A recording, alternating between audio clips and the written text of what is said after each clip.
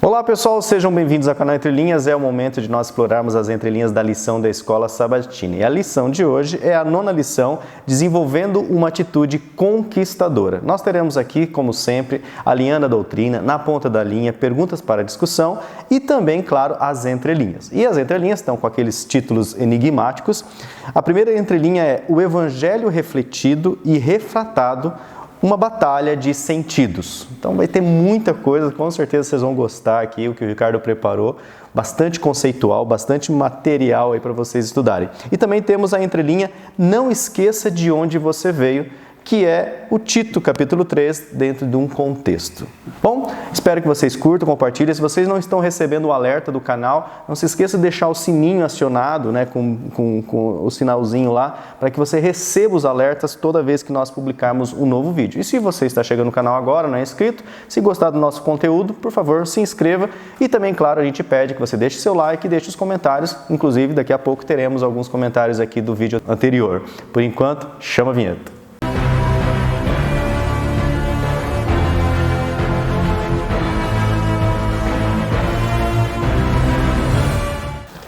Bom pessoal, esse é o momento então de nós destacarmos aqui os comentários, nós aquecermos essa relação aqui com a família Entre Linhas, ver como o nosso conteúdo está sendo recebido aí por todos que assistem, né, e aqueles que têm um tempinho de comentar. Lembrando que o primeiro comentário que está aqui conosco é da Ilza Viana e graças ao esforço dela, nós estamos tendo todos os vídeos capitulados, né? Tá bem legalzinho, você está assistindo o YouTube, os players do YouTube já mostram em que seção do vídeo você está, então nosso muito obrigado, Ilza, aí pela sua parceria. Temos também aqui o comentário de Ângela Lima, que diz assim: parabéns pelo empenho de vocês, oro a Deus que continue os abençoando. Por favor, Ângela, continue orando mesmo, que nós precisamos de oração.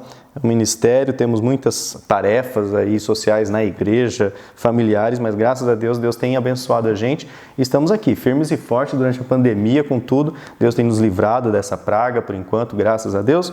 E continue orando por nós, por favor, Ângela, e a todos que nós sabemos que ora aí pela família Entre Linhas. A Paty Santos comenta aqui, né? Concordo com a visão do Alexandre quanto ao fato de que precisamos nos envolver em políticas de assistência social, mas ao mesmo tempo devemos saber que a restauração total teremos somente mediante a volta de Cristo. É isso aí, Paty. E ela também comenta, né, que gostou da explicação sobre o sal. Curiosa a ideia de que o sal era posto à mesa entre amigos, trouxe uma imagem mais profunda do que é ser sal na terra, que foi o comentário aí do vídeo 8. A Edilza Nascimento, uma parceirona do canal também, comentando aqui para impulsionar o vídeo na plataforma, curtindo e compartilhando. Boa semana. Obrigado, Edilza, por sempre compartilhar e sempre curtir os vídeos do canal. A Sandra Bittar coloca aqui eu vou ler inteiro, né, até para não perder o valor do comentário riquíssimo aqui. Ela fala assim: olá meninos, agradecemos pelo empenho no preparo e apresentação da lição que a cada semana supera as expectativas. O estudo trouxe-me lembranças do trabalho que realizei por mais ou menos 25 anos em uma escola estadual que buscava utilizar a educação emancipadora ou Paulo Freire. Libertadora. Naquela época não era adventista, mas já conhecia Jesus e em vários momentos refletia no trabalho daqueles educadores e pensava: além de conhecer sobre sociologia, filosofia, antropologia e história, será que eles, os educadores que estudávamos, aplicávamos na escola, conhecem ou conheceram a Jesus? O que eles praticam e teorizam tem muita relação com a forma de ser, agir, ensinar, viver de Jesus.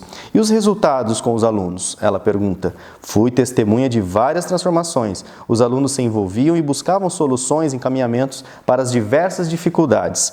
Mais uma vez reforço a importância de conhecer a Jesus. É libertador, é emancipador. Concordo com o Alexandre, também não acredito na melhora deste mundo, mas devemos amenizar o sofrimento do irmão e muitas são as possibilidades. Hashtag fui até o terceiro Marcos, Deus abençoe. Muito obrigado. Perfeito comentário. Muito obrigado, Sandra. Um abraço. Um comentário longo, né? Mas lembrando, quem não gosta dessa parte, agora capitulado. Ah, outra coisa, né? Demora alguns dias para capitular, tá? Porque a gente lança, aí os assiste e capitula para nós, ok? Então talvez no lançamento você não tenha ainda o recurso de capitulação. Para não demorar também para lançar tudo pronto, vai lançando e vamos... Aos poucos os recursos vão aparecendo. A Evelyn Horton, uma parceirona nossa, diz aqui: muito profundas palavras do Alexandre e boas de ouvir, mas é um perigo para aqueles que conhecem o marxismo, que o coração deles está tomado por essa formação, que não é o foco em Cristo. Espero que me entendam, ela diz, a Evelyn. Meus irmãos do coração, muito obrigado pela atenção. Fique com o meu abraço de ursa e os beijinhos de esquimó. E agora eu desafio também a Evelyn, o beijinho de borboleta, Evelyn. Conhece? Então, nunca ouvi falar. Eu aprendi com a minha esposa, beijinho de borboleta. No próximo vídeo eu não posso ouvir essas coisas. Eu desconfio que seja. Não, no próximo vídeo eu digo o que é o beijinho de borboleta se a Evelyn não comentar. Luzia Rocha, né, passando para deixar o meu comentário. Parabéns, meninos, vocês arrasam. Obrigado, Luzia, pelo seu apoio, pelo seu comentário, né, pelas palminhas que deixou aqui no comentário. Vilmar Mundit, né, diz assim: bom dia, equipe Entre Linhas. Quero dizer que sempre crescemos com o trabalho dedicado de vocês. Obrigado. Não desistam. É isso aí, Vilmar. Pois assim vocês estarão acumulando tesouros nas alturas. Um abração de urso polar, pois é a maior. Agora os bichos estão crescendo. Estão crescendo. Obrigado, Vilmar, pelo abraço. Muito obrigado pelo carinho que você tem pelo canal. Obrigado pelo seu comentário. E quero dizer para você, né, principalmente o Vilmar, que graças a Deus, né, a motivação maior que nós temos aqui de cada vez mais aprender, sem dizer que nós temos esse momento semanal que a gente se encontra aqui, que conversa, às vezes a gente, né, demora horas, às vezes preparando coisas do vídeo, às vezes conversando comendo doce. No começo do vídeo é abraço de bicho preguiça. Depois a gente acelera, né? Eu tô com a preguiça. Mas depois a gente entra no ritmo do vídeo. Muito obrigado. O Peterson Valber Silva Souza, estamos esperando o livro do Alexandre. Escreva o livro, Alexandre, ele diz. Aderi à minha campanha. E ele fala assim, ó, escreva o livro, Alexandre, não esqueça de ajudar o Ricardo também a escrever o livro. Tá falando do livro de Jeremias e te ajudar. Legal. Evilásio Krieger, ótima lição abordada como sempre. Muito obrigado, Evilásio, pelo seu comentário. Deixa eu ver aqui, a Paty Santos mais uma vez. Vamos orar para que o sonho do Lúcio se realize, né? Os 4 gravarem juntos um dia, quem sabe uma live. É isso aí, Paty. Vai ver mais fácil. Ou às vezes um vir para Campo Mourão passeando aí, eu vi que o Marco sempre viaja aí, ele... quem sabe um dia ele... A gente pode ir pro Rio, né? Os 3 ir pro Rio. A gente vai lá gravar uma live em Copacabana, em Ipanema, né? A Paty ainda comenta assim: que barulho foi aquele enquanto o Ricardo falava? Alexandre caiu do banquinho do Pensamentos. Na verdade, na última gravação estava tendo um temporal aqui, a gente estava até com medo, né, de acabar a energia e... Tudo bem, ia gravar outro dia, mas aí quebra um pouco a nossa agenda. Mas então, Paty, deve ter sido só um estrondo aí de um relâmpago. Uma janela, uma porta batendo. A gente já está há 3 dias e 3 noites com chuva direto aqui. Sim. E graças a Deus, porque estavam secando todos os reservatórios de água. 30%. Agora, se Deus quiser, ilumina um pouco, aumenta um pouco. Luzia Rocha também comenta, hashtag fui até o Marcos mais uma vez. O Peterson mais uma vez comenta aqui, estamos juntos, Deus abençoe, rumo a Canaã Celestial. É isso aí, Peterson Valber. A Paty mais uma vez até a lição 9, já esperando a lição 9, estamos aí gravando e lendo seu comentário.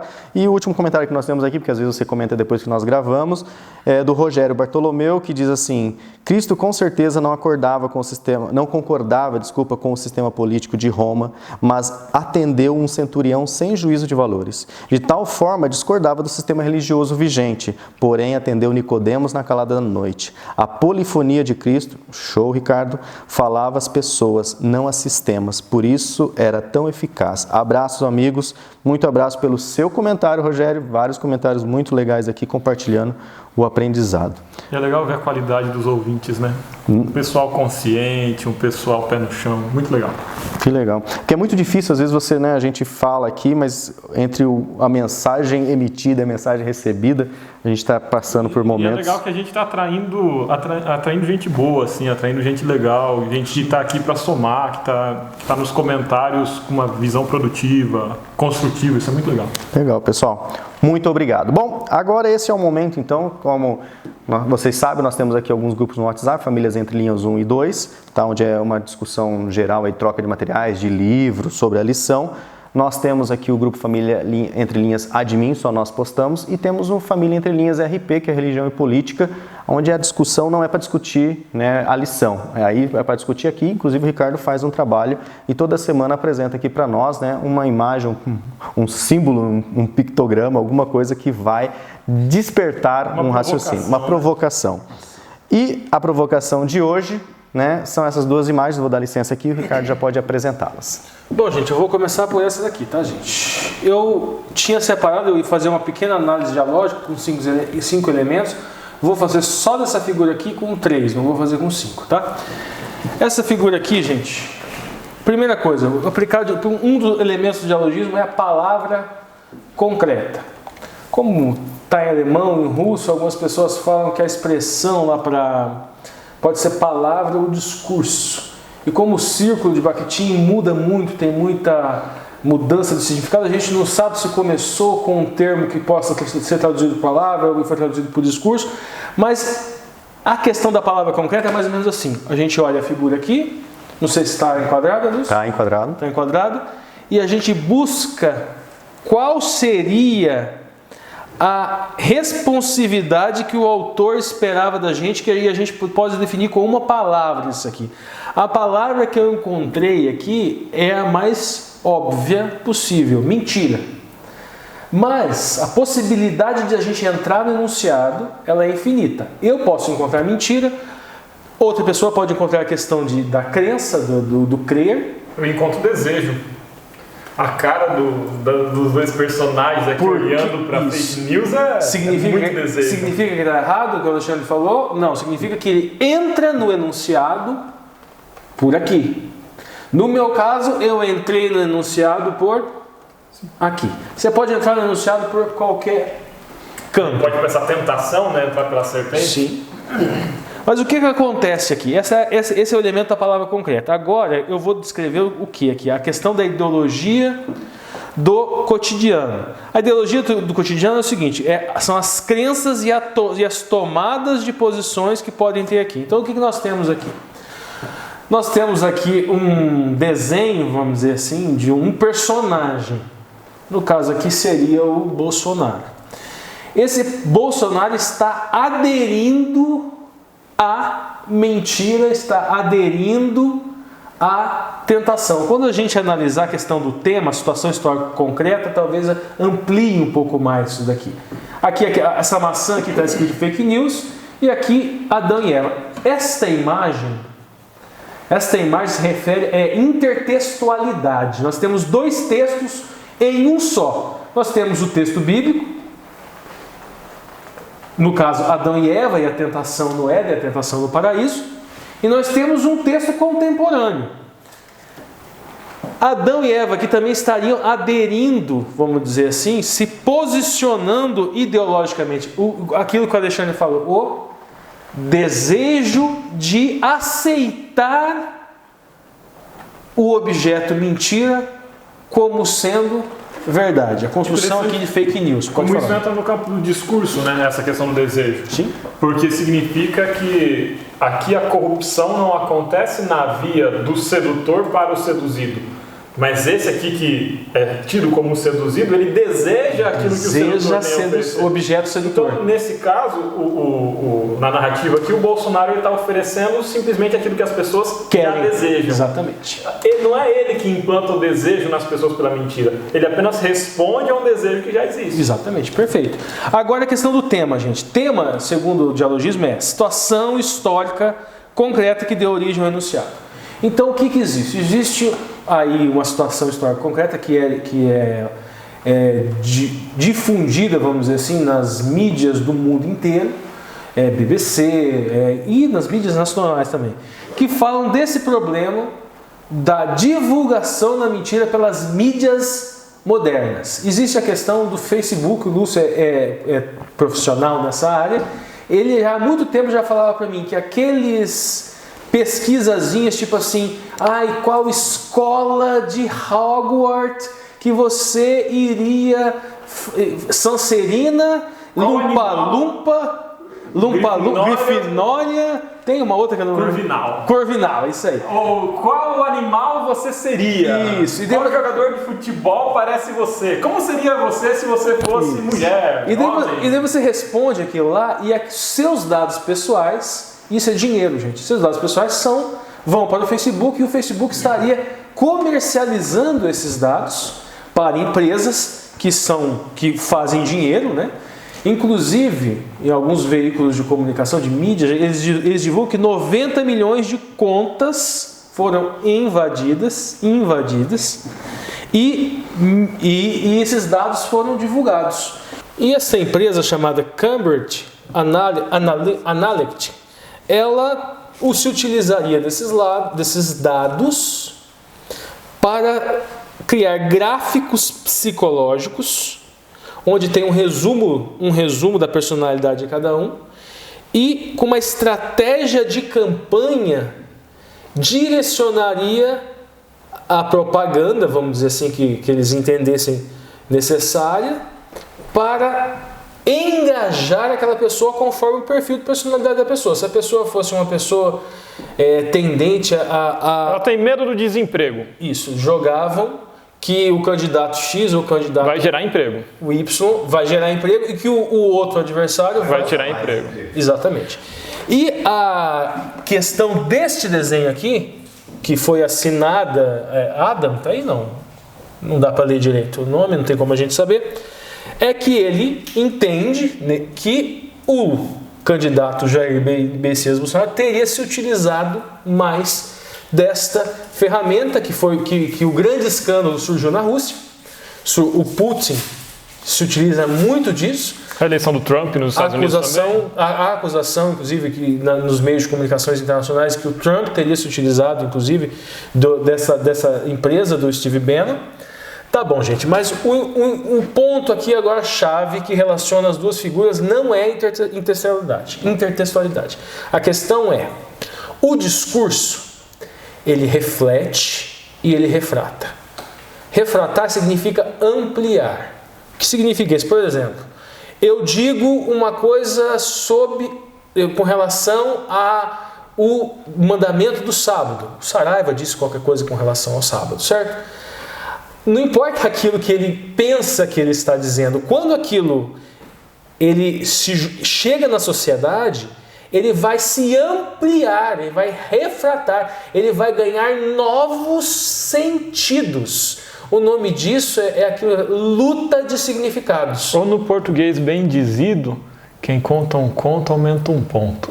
Também. Pode acontecer de deformar o significado a um ponto completamente diferente do que ele queria. Agora pode acontecer, não, ele se amplia em função do próprio diálogo mesmo.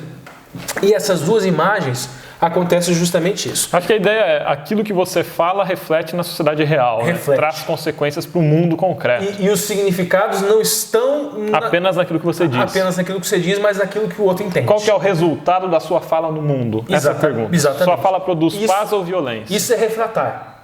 Isso é o significado daquilo que você falou, ele se amplia, ele refrata.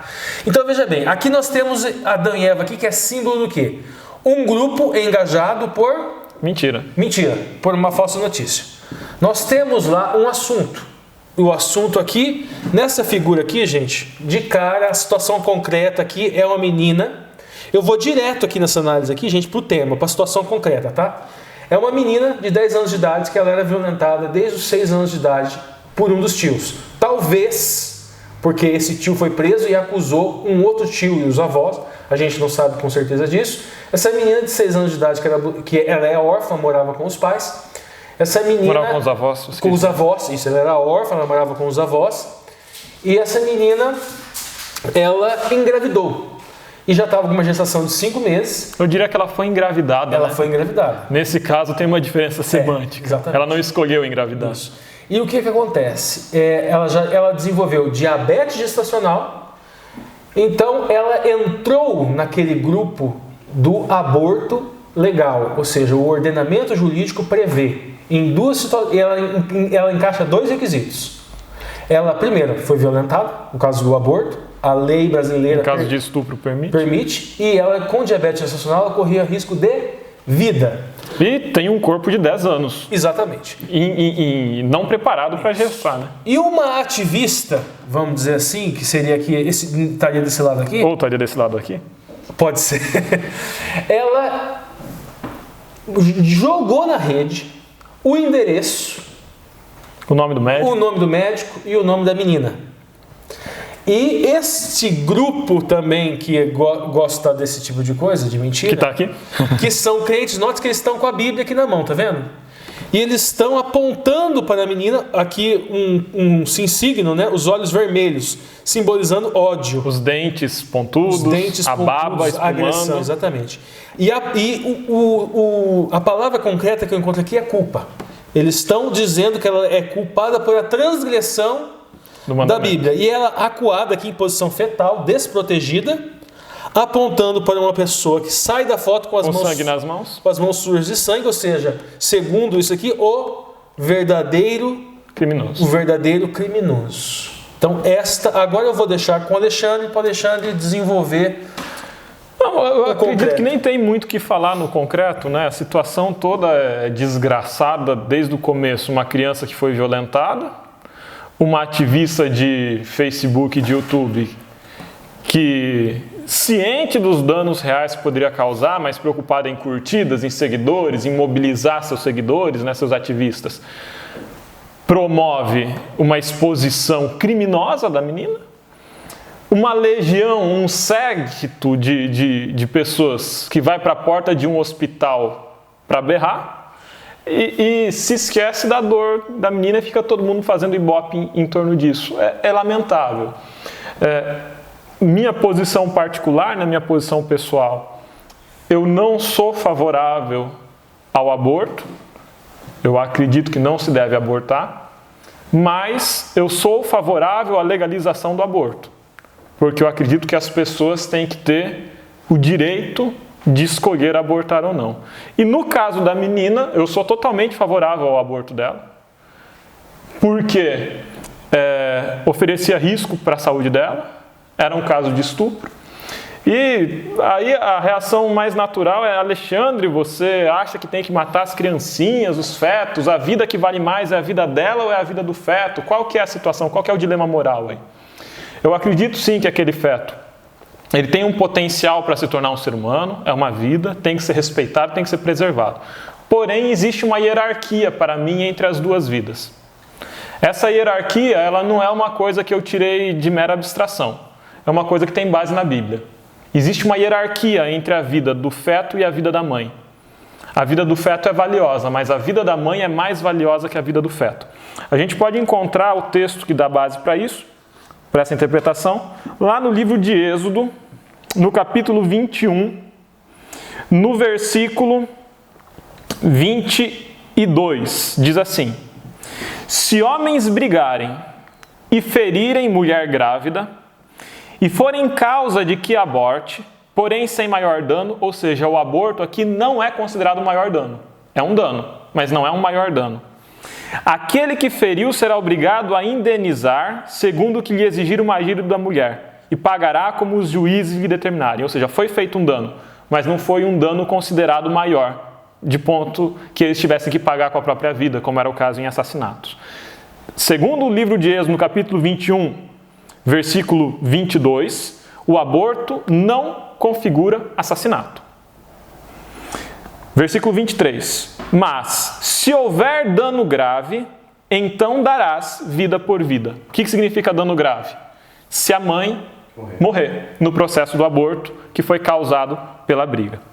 Olho por olho, dente por dente, mão por mão, pé por pé, queimadura por queimadura, ferimento por ferimento, golpe por golpe. O que o texto em Êxodo 21 está falando? Que aos olhos de Deus a vida daquele feto era preciosa. Mas a vida da menina, que já é consciente, que já é um ser ciente, que tem percepções e um sistema nervoso central desenvolvido, coisa que o feto ainda não tinha, a vida dessa menina, que já é consciente, que já sofre, ela tem um nível de hierarquia maior aos olhos de Deus. Se for preciso escolher entre preservar uma das duas vidas, a vida que deve ser preservada é a vida da mãe. E voltando rapidamente, antes da gente terminar aqui, rapidamente... Só um instantinho, Ricardo, que eu acho que é importante deixar essa ressalva. Isso não significa concordar com o aborto como método contraceptivo. Não significa eu falar que as pessoas podem sair abortando à vontade, tranquilamente, sem se pensar na necessidade de construir uma série de educação sexual, de outros métodos contraceptivos, de uso de preservativos na forma de DIU, de pílula, de camisinha. Então, não significa que a gente vai adotar como método anticoncepcional o aborto. Aborto não é método anticoncepcional, é método abortivo. Significa que o feto já está ali e foi retirado, tá bom? Perfeito. Vamos voltar rapidinho aqui, gente, para o último significado que nós vamos encontrar aqui. Nós notamos aqui uma incoerência. Esse grupo, vamos dizer assim, de ativistas, eles estão dando mais valor mas estão tendo mais preocupação, vamos dizer assim, há uma tomada de posição aqui, com o aborto legal da menina, em acusar a menina, do que o abuso. Note que na figura eles estão de costas, apontando para a menina, e o abusador tem espaço para fugir. Então essa figura, ela deseja mostrar o quê? A questão de peso e medida. Elas têm um peso maior para acusar a vítima. Note que inclusive aqui está preto e branco. Esse preto e branco ele é linguagem semiótica também. Sim. Vai remeter a filmes como A Lista de Schindler, a ideia de campos de concentração nazistas. Sim. Então tem uma carga imagética. E o rapaz colorido aqui é deixado de lado. Bom, beleza. Já falamos bastante nesse take. Bom, pessoal, continuando aqui então a nossa doxologia, após essa discussãozinha. Só rapidinho, falar o que aconteceu no grupo. Eu joguei essas duas imagens no grupo do WhatsApp e joguei uma dinâmica, né? Lá tem os dois grupos, tem um grupo que é mais de direita, tem um grupo que é mais de esquerda, tem um grupo que é a favor do presidente, tem um grupo que é não propriamente contra o presidente. O Michel, por exemplo, votou no Bolsonaro, mas se decepcionou com certas coisas. Outro, Bruno, ele continua ainda apoiando o presidente. Tem acho que é a Dilson também. Tem o Léo e o Jadiel, que são totalmente contra, e a Edilza, que tem um posicionamento... Eles não gostam de encontrar o posicionamento deles, mas eles têm um posicionamento ideológico, uma tomada de posição. Lá foi unânime a condenação a este grupo, que foi lá ameaçar a menina e o médico, instigado pelaquela ativista Sara Inverno lá, e causou toda a situação. Eles foram unânimes em criticar esse grupo, inclusive, e a ativista que fez a divulgação dos dados. Legal. Se quiser participar de toda essa discussão, pessoal, o link do grupo está aqui, Entre Linhas RP. Vamos lá, então, seguindo a nossa doxologia, temos lá a linha da doutrina, na ponta da linha, perguntas para discussão e daqui a pouco as entrelinhas. Então, primeiro quadro aqui, alinhando as doutrinas, onde o Marcos André sempre traz aqui o tema geral da semana, alinhado a uma doutrina bíblica. Então, Marcos, mais uma vez, é com você. Olá, amigos do canal Entre Linhas. Mais uma semana estamos nós aqui estudando juntos a Palavra de Deus. Mais uma semana nos colocamos na presença do Senhor para que Ele nos fale da sua vontade. E mais uma vez vamos começar o estudo da lição com uma oração, pedindo a orientação do nosso Deus. Se você puder, curve a sua fronte e ore comigo. Senhor Deus, muito obrigado, porque pela fé nós entendemos que o Senhor nos recebe nesse momento na Tua presença. Nós te pedimos, Senhor, mais uma vez que o Senhor perdoe as nossas falhas e os nossos pecados, nos limpe de todo mal e nos encha do Teu Santo Espírito para que possamos compreender a Tua palavra com clareza. Nós te pedimos, Senhor, pela Tua misericórdia, pela Tua bondade, que o Senhor nos instrua ao estudarmos a lição dessa semana. Que tudo que dissermos aqui seja para honrar e glorificar o Teu nome.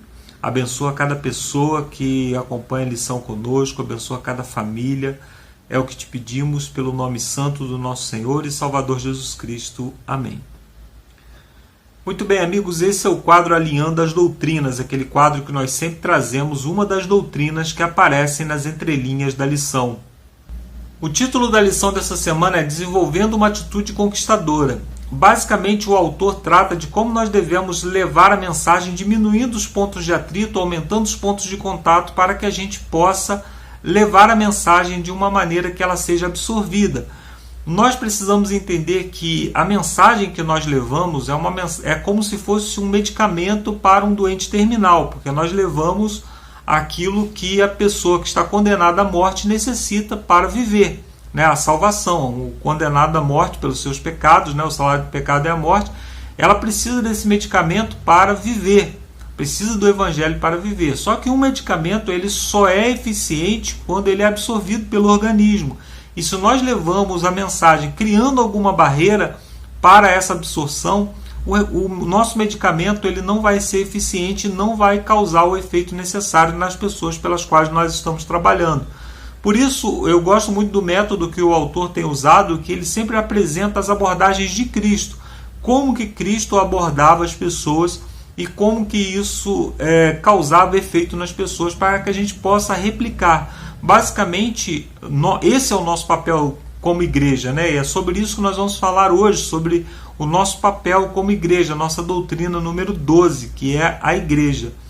O apóstolo Paulo diz em 1 Coríntios, no capítulo 11, verso 1, sede meus imitadores, como também eu sou de Cristo. Nesse verso nós encontramos um chamado para que a igreja replique os métodos de Cristo e através desse método leve o evangelho a todo mundo.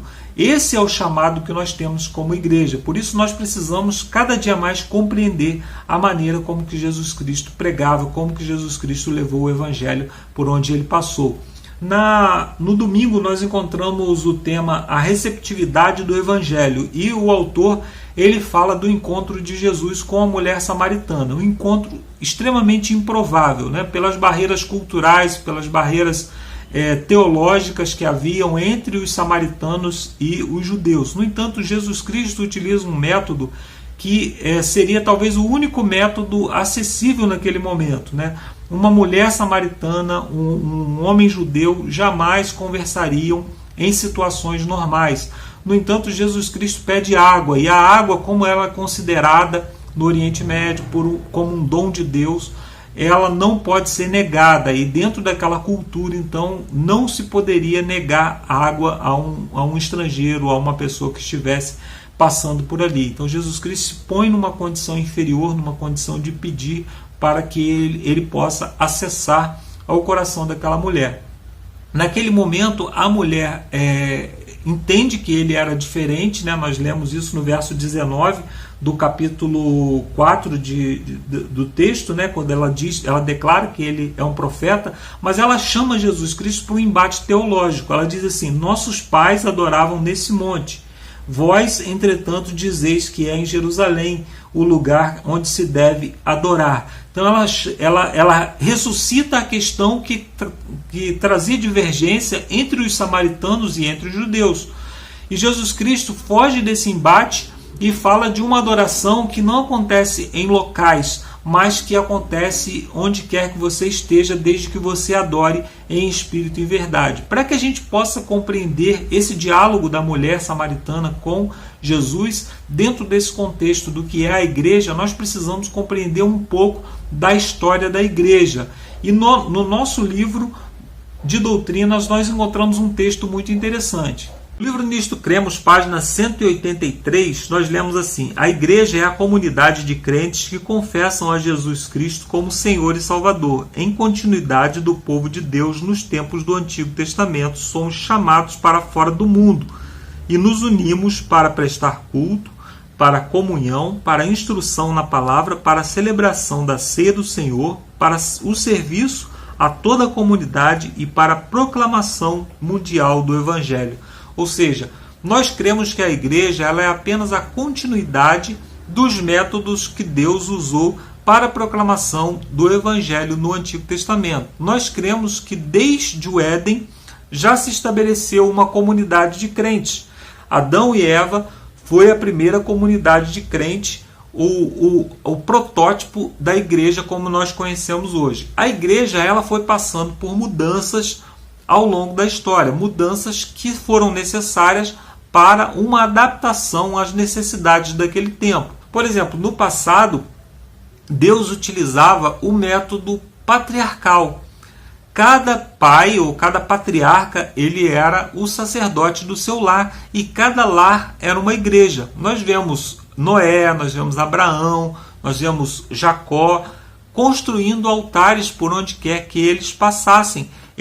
Onde quer que eles se estabelecessem, eles construíam um altar e ali prestavam culto de adoração.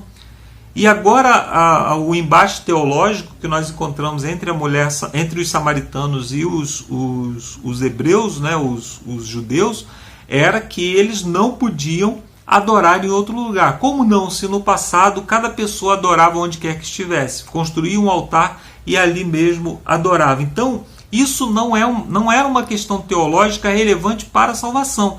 Era uma questão para a proclamação do Evangelho dentro daquele contexto. Por que isso aconteceu? Por que aconteceu essa mudança? Até mesmo quando eles saem do Egito, Deus institui que eles adorassem cada um nas suas casas. né? Deus mandou que cada família matasse um cordeiro ali para comemorar a Páscoa e tudo mais. E quando nós vamos lá para Êxodo 20, nós encontramos uma declaração do próprio Deus dizendo o seguinte: Êxodo no capítulo 20, verso 24 diz assim: um altar de terra me farás, e sobre ele sacrificarás os teus holocaustos, as tuas ofertas pacíficas, as tuas ovelhas e os teus bois. Em todo lugar onde eu fizer celebrar a memória do meu nome, virei a ti e te abençoarei. Então Deus está dizendo, onde quer que você construa esse altar, dentro desses parâmetros que eu estou estabelecendo, ele dá aqui vários parâmetros, não deveria ter nenhum tipo de escultura, eles não deveriam usar pedras trabalhadas com ferramentas, não deveriam construir altar muito alto, tudo isso tem um significado que nós não vamos trabalhar aqui agora, mas Deus então estabelece que onde quer que houvesse esse altar, ele se faria presente. Então não tem essa questão de tem que ser em Jerusalém, tem que ser no templo, tem que ser aqui. O que acontece que muda isso então para que isso se torne um problema teológico lá nos dias de Jesus? Dentro do capítulo 20, né, a gente pensa que o capítulo 20 só fala dos 10 mandamentos, né, mas tem essa informação para a gente. O que está mudando aqui? Só para a gente entender. Antes, cada casa um sistema de adoração, cada casa um local de adoração, sem um sistema central. Então, cada casa era um local de adoração, cada patriarca era um pastor, vamos dizer assim, então iria ficar muito parecido com o que nós temos hoje. Cada casa, cada igrejinha que tem por aí, o pastor manda na igreja, e se ele entende a Bíblia de um jeito, a igreja prega de um jeito, se ele entende de outro. Todos dizem que estão pregando a Bíblia, mas na prática nós sabemos que não pode ser, porque senão todos falariam a mesma língua, todos pregariam as mesmas coisas. Então alguma coisa deu errado no longo do caminho aí. O que acontece aqui? Por que isso dá errado? Porque antes, no sistema patriarcal, Deus falava pessoalmente com as pessoas. Então Deus chegava para Caim, por exemplo, e falava, não me agradei do seu sacrifício. Noé, Abraão, todos eles foram instruídos por Deus pessoalmente. Deus falava pessoalmente com eles. Só que aqui nesse contexto, olha o que está escrito no verso 19. E disseram a Moisés, fala-nos tu e te ouviremos, porém não fale Deus conosco para que não morramos.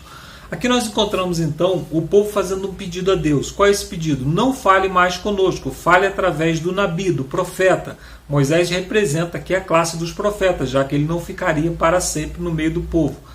Então, esse novo sistema de comunicação entre Deus e o povo, ele coloca em xeque o sistema patriarcal. Por quê? Imagine cada lar uma igreja, cada patriarca um sacerdote.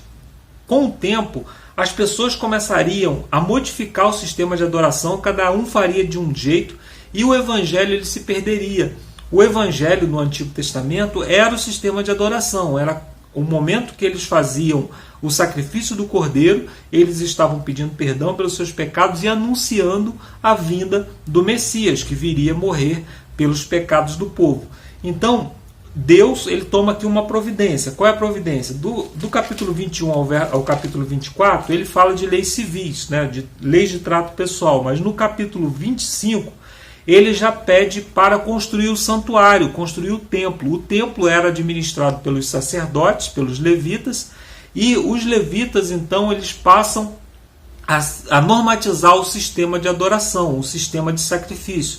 Então aqui nós vemos a migração do sistema patriarcal para o sistema sacerdotal. No sistema sacerdotal fica proibido fazer sacrifício em qualquer lugar que não fosse o templo.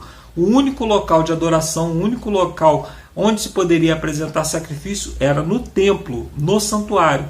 E aqui nós encontramos então o problema teológico entre os samaritanos e os judeus. Por quê? Porque os samaritanos eles tinham construído um novo templo em outro lugar e faziam sacrifícios lá. Então cria-se um problema teológico entre essas duas comunidades.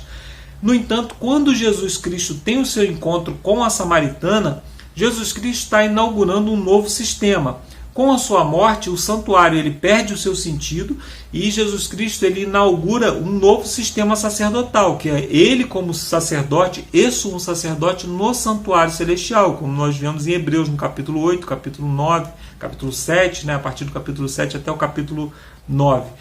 nesse novo sistema que nós encontramos Jesus Cristo inaugurando, une um pouco do sistema patriarcal. Por quê? Porque cada comunidade tem uma igreja, né? Os discípulos saem fundando igrejas pelo mundo, mas existe também um sistema de comando central. Em Atos, no capítulo 15, nós encontramos ali os discípulos reunidos para tratar de um problema teológico. Quando eles chegam a uma conclusão, o que eles fazem? Eles mandam mensageiros para toda a comunidade cristã, onde quer que tivesse uma igrejinha instalada, né, uma casa onde houvesse adoração, para que a nova norma fosse estabelecida e todos vivessem sob esse mesmo parâmetro.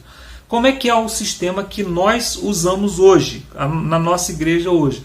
Hoje nós temos uma igreja em cada comunidade, mas temos um sistema central de crenças, né? Nós temos uma reunião a cada 5 anos lá nos Estados Unidos, quando é decidido alguns problemas teológicos são tratados ali, e as decisões que são tomadas ali chegam até na igreja pelo nosso sistema de crença, pelas nossas doutrinas. Então, esse novo sistema ele chega de Jesus, passa pelos apóstolos e chega até nós hoje.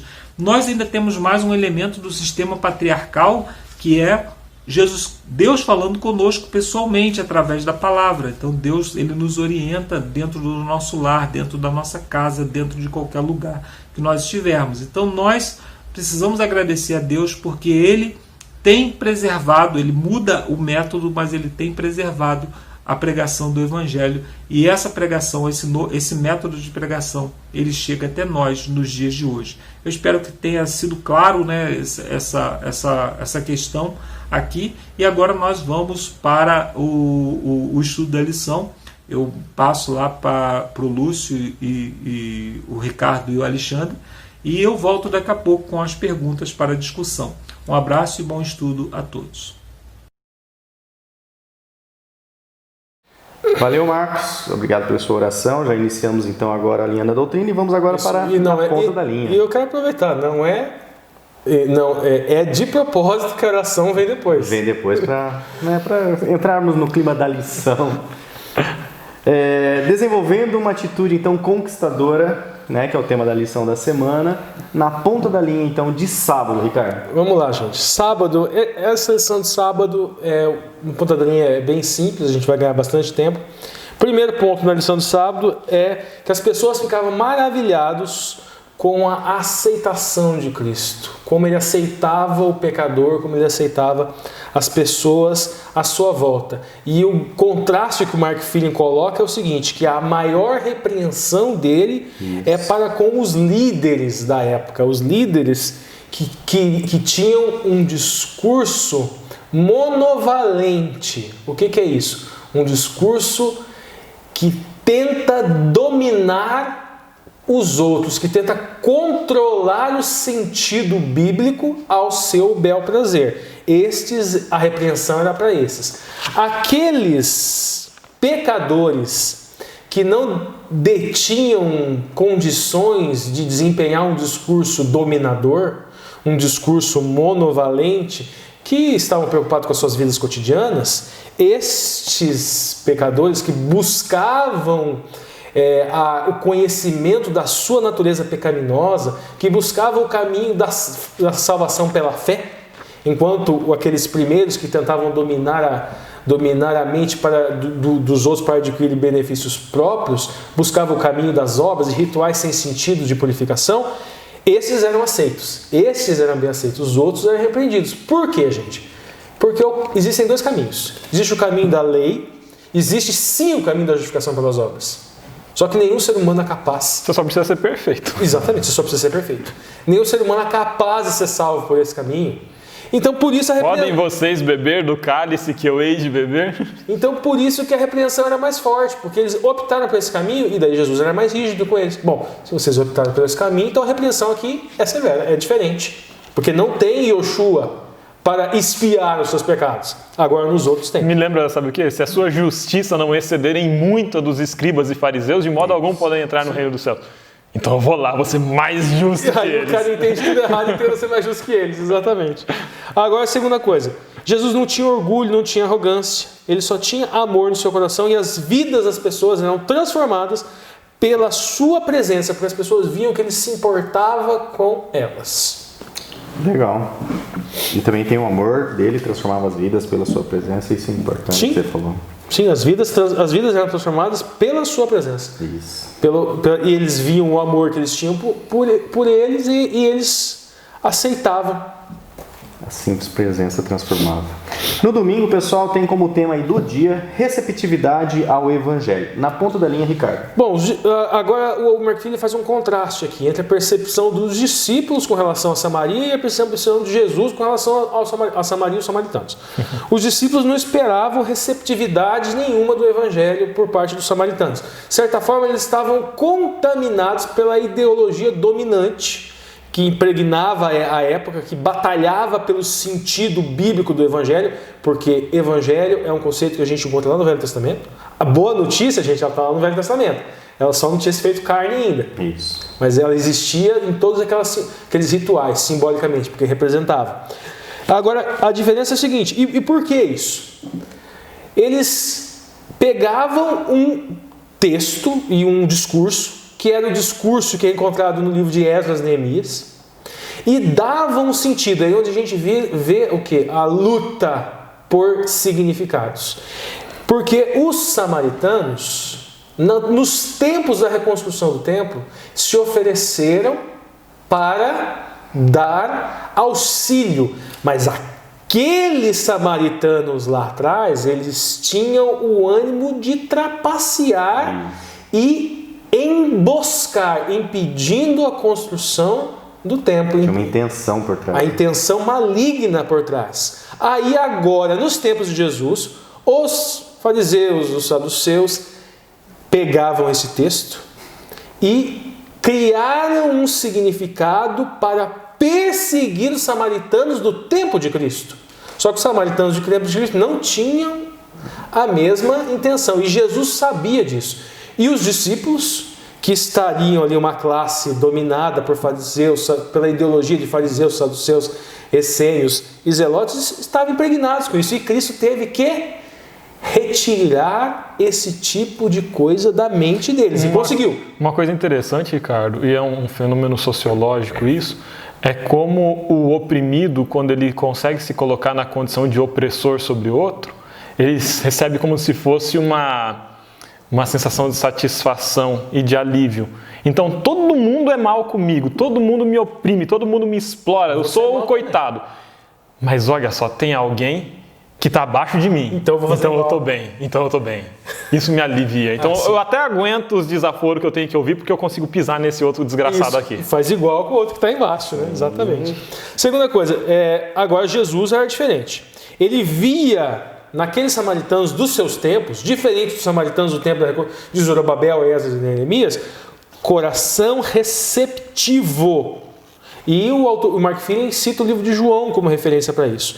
Então, ele faz também agora um paralelo entre campos produtivos para a semente do Evangelho, que eram os samaritanos do tempo de Jesus, e campos improdutivos para receber a semente do Evangelho, que eram aqueles samaritanos do tempo da reconstrução do templo. Terceiro e último ponto, vamos dizer aqui, os discípulos não davam muita oportunidade para os samaritanos em razão disso que a gente estava falando, que eles estavam impregnados pelaquela ideologia dominante da época, que Jesus veio mudar. Mas o Espírito Santo estava trabalhando no coração e principalmente de uma mulher samaritana, e em função disso, dezenas da atitude de Cristo de receber aquela mulher samaritana como sendo uma pessoa igual, não como sendo uma pessoa de segunda, terceira ou quarta classe, ou como sendo pior até que um animal, dezenas de outros samaritanos aceitaram o Evangelho. E o último ponto também é que nem sempre nós vemos o resultado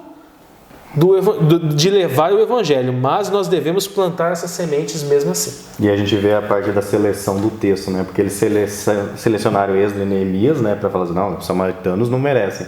Mas esquecem, né, da oração, da discussão de Abraão com Deus, né, com Cristo, falando assim, se tivesse um justo, né, em Sodoma e Gomorra, não, mas se tiver um Por amor desse um, eu não destruirei. É só você selecionar o texto, né? Mas não é só.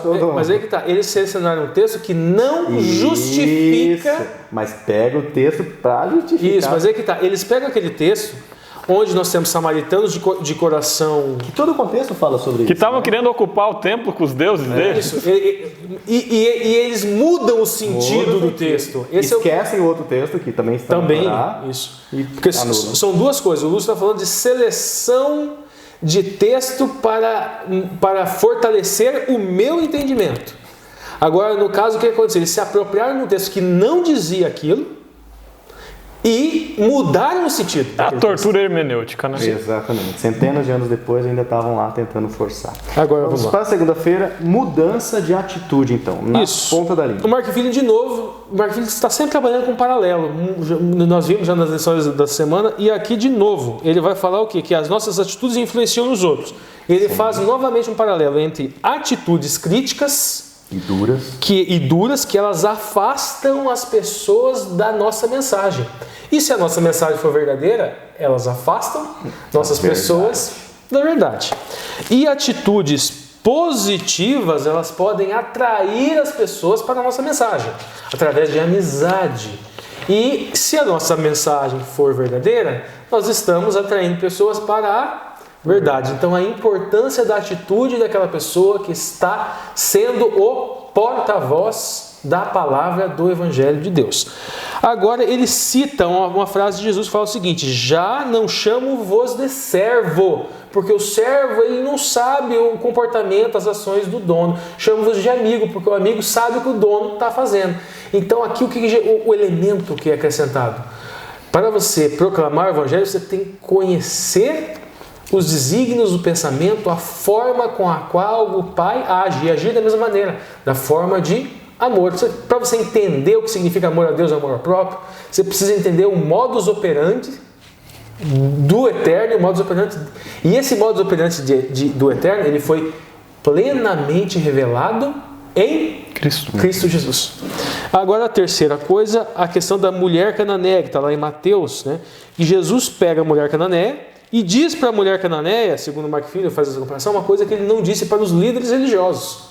Aqueles que detinham o discurso monovalente, o discurso dominador da época, dominador de sentido, o discurso que queria dar o sentido para os textos bíblicos, ele não disse isso. E disse para uma simples mulher cananeia, disse: grande é a tua fé. Detalhe interessante, grande é a tua fé aqui, gente. Emuná é fé, mas emuná também é verdade.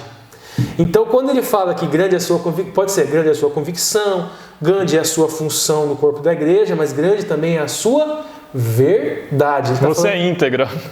Honestidade, também no sentido de emuná, mas o mais relevante aqui, que o que ela disse com aquela ação, a demonstração do evangelho dela com aquela ação, era verdadeira, e dos líderes religiosos não era. Quarta e última coisa, a mulher que ungiu os pés de Jesus com aquele perfume claro. 3 simbologias possíveis: ungir o pé, questão de o Cristo enquanto noivo.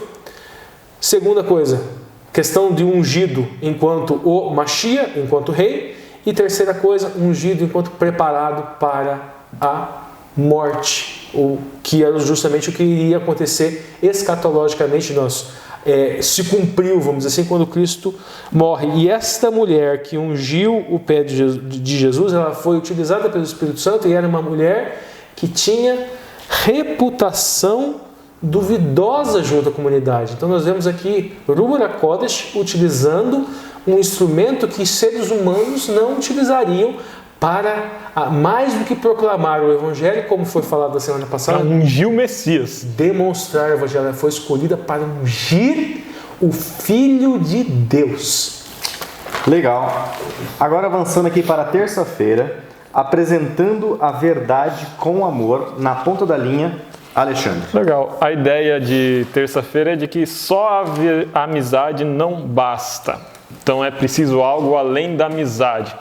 A gente vai lá para o texto de 2 Tessalonicenses 1, de 1 a 4, em que a ideia do texto é muito interessante. Fala que cresce a fé, mas cresce o amor mútuo também, e crescem os dois juntos. E aí eu coloquei como questionamento aqui, O que é a verdade? Então, apresentando a verdade com amor. O amor até a gente consegue entender aqui como um tratar bem, tratar com carinho. Será que seria isso? O que é a verdade? Nesse caso aqui eu entendo que verdade e amor não são dissociáveis. O amor, ele é nesse caso uma pessoa, que é Cristo. O único capaz de produzir boas obras em nós é Cristo. Cristo dá o exemplo maior de amor. Se me amais, guardareis os meus mandamentos. Deus é amor e Cristo é amor. Mas Cristo também falou, eu sou o caminho, a verdade e a vida. Portanto, amor e verdade, eu não quero pensá-los enquanto entidades metafísicas, mas eu quero pensá-los enquanto pessoa. Verdade e amor são a mesma pessoa, Cristo. E uma pessoa não é dissociável, não dá de você separar Cristo de Cristo. Cristo é Cristo, Cristo é amor, Cristo é verdade, verdade é amor e amor é verdade simultaneamente. Como que a gente traz para a prática agora esse apresentando a verdade com o amor? A fé, ela cresce e o amor mútuo cresce junto. Não é você pegar e tratar bem a pessoa para ela aceitar o evangelho. Vem aqui comigo, eu vou fazer um piquenique na igreja, eu vou fazer... até você se batizar. Depois que entrou no tanque, foi lavado, já cumpri a meta, agora eu vou partir para o próximo. Agora você tem que ter maturidade espiritual. Te vira aí. Se você sair da igreja, o problema é seu. Isso, que agora eu já te batizei, agora eu vou... Vem cá, meu amigo, sabe? Eu vou colocar uma fala de um amigo meu, né, um grande amigo meu. Ele falou assim, né? Engraçado, antes de eu me batizar, fulano me dava carona todo sábado. Era meu amigo. Me levava pra almoçar. Faz tempo que eu não almoço na casa dele, é um senhorzinho, né? Já batizou, né? Então, o que eu chamo para esse amor aqui? Gente, é praxis. Praxis é uma categoria sociológica que eu gosto muito. O que é a praxis? Praxis é a prática formadora e transformadora. Praxis não é só aquilo que eu faço. Praxis é eu fazer, entendendo que aquilo que eu faço altera quem eu sou. E ao mesmo tempo que altera quem eu sou, expressa quem eu sou em minha integralidade. O que significa dizer isso na prática agora? Não falei que Cristo é amor? Não falei que Deus é amor? Não falei que Cristo é verdade? Não falei que Deus é verdade? Paulo não falou, já não vivo mais eu, mas Cristo vive em mim? Significa que, se genuinamente o Espírito Santo habita em mim e Cristo habita em mim, nas minhas práticas eu vou manifestar a integralidade do amor de Deus. É viver de verdade. É dar carona para a pessoa porque eu amo a pessoa, não porque eu quero que ela seja batizada. É me envolver e me relacionar genuinamente com o meu irmão. Numa caminhada longa para a vida.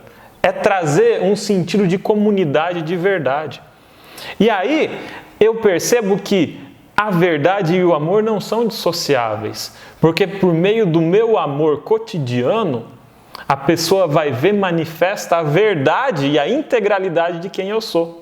Ou seja, ela não vai olhar para mim e vai falar assim, fala que me ama, só que é da boca para fora. Ou seja, ela vai olhar para mim e vai ver assim, me ama de verdade. Porque é cristão de verdade. É praxis, é integral naquilo que faz. E você faz isso, como você falou, porque é uma prática sua, de dar carona, de gostar do Eu não faço, né? Eu gostaria de fazer. A gente deve fazer, né? Porque acho que o maior problema é quando você se torna uma pessoa artificial para tentar atingir um objetivo. Uhum. Né? Agora sim, se você naturalmente... Porque daí não é verdade, isso, né? Não é amor, e aí depois... é interesse. Então... Isso, só quem não entendeu a referência, o Alexandre estava falando da música Sozinho do Caetano Veloso. Que não é do Caetano Veloso. Não, é do Peninha que escreveu. É do Peninha, não só nem quero ser o seu dono. Peninha que escreveu. Escutei a playlist do Peninha hoje à tarde, cara. Preparando a lição, vamos lá. Não, foi antes de preparar a lição. Quarta-feira, pessoal. Enquanto lavava a louça. Entre linhas é cultura. Quarta-feira, o fundamento da aceitação na ponta da linha. Alexandre. Fundamento da aceitação. De certa forma, eu vou continuar aqui o raciocínio da lição de terça-feira. É entender Cristo como modelo. O modelo de amor é Cristo, o modelo de verdade é Cristo, o modelo de evangelho é Cristo, o modelo de ser é Cristo, Cristo é nosso modelo. E aí, 2 textos. Romanos 15, 7. Acolhei-vos como Cristo nos acolheu. Ou seja, o modo como eu ajo espelha o modo como Cristo agiu para comigo. Efésios 4, 32. Sede benignos e compassivos um para com o outro. Então tem uma ideia de viver em harmonia, viver em perdão, viver em comunidade, viver em equilíbrio. E aí a parte seguinte que eu coloco entre aspas, ainda citando. Perdoando-vos como Deus em Cristo vos perdoou. Ou seja, o perdão que eu estendo ao meu próximo é o perdão que eu recebi de Cristo. Não tem como eu receber o perdão de Cristo e não perdoar o meu próximo. É ser hipócrita, é não ter um arrependimento genuíno. Se eu recebo o perdão de Cristo, eu preciso comunicar esse perdão ao meu próximo. E aí, por fim, a ideia de que te acolho como quem você é. Você é assim, eu te acolho assim, eu te recebo assim, eu te aceito como quem você é. A história do servo que teve a dívida perdoada.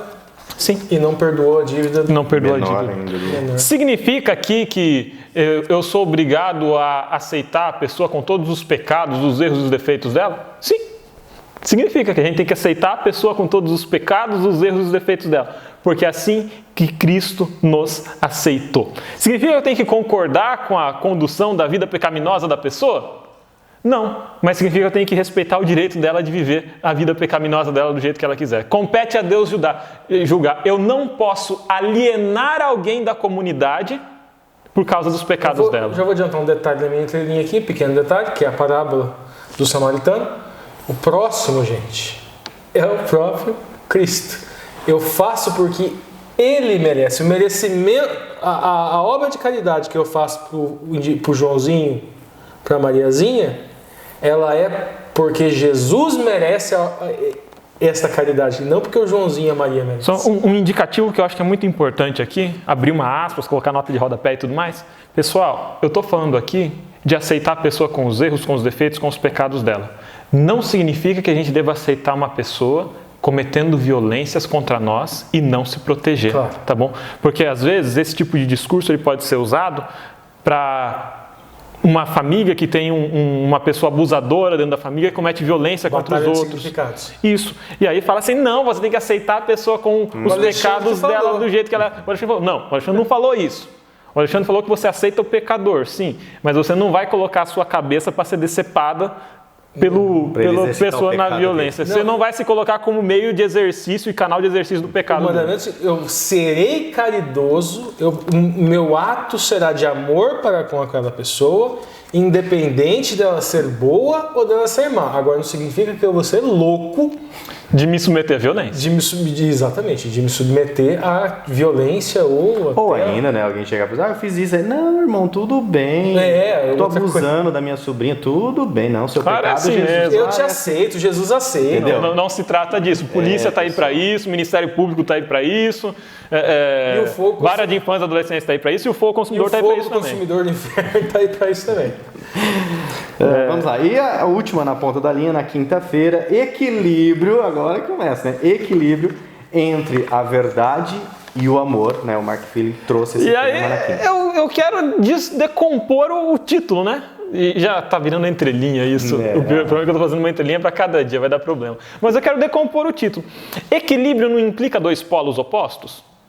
Claro. Sim, a ideia, o conceito de equilíbrio implica em um polo, outro polo e atingir o equilíbrio entre polos opostos. A adaga do Thanos. Agora, vamos lá. Verdade e amor são polos opostos? Verdade e amor não. Então não há equilíbrio possível entre verdade e amor.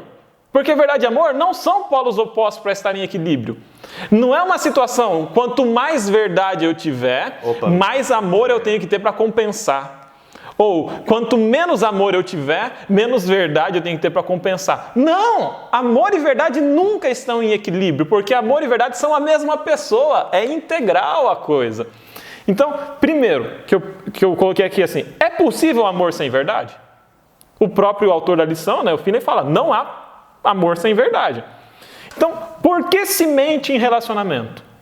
Se mente em relacionamento porque não se ama. Ou porque aquilo que se chama de amor não é amor, é doença. É manipulação, é posse, é autoritarismo, mas não é amor, porque amor é verdade. Por que se fala a verdade? É um segundo aspecto. Eu falo a verdade com uma intencionalidade, eu não falo a verdade porque ela é verdade, simplesmente. Às vezes é para machucar. Digamos, exatamente, mas se eu falo a verdade para machucar, o objetivo é amor? Não. É incompatível com a pessoa do amor e com a pessoa da verdade. Então eu estou fazendo da verdade arma. Eu não estou fazendo da verdade objeto de amor. Aqui, a gente está falando, não há equilíbrio nenhum, não há integralidade na coisa. Existe uma contradição. E, por fim, o que é a verdade?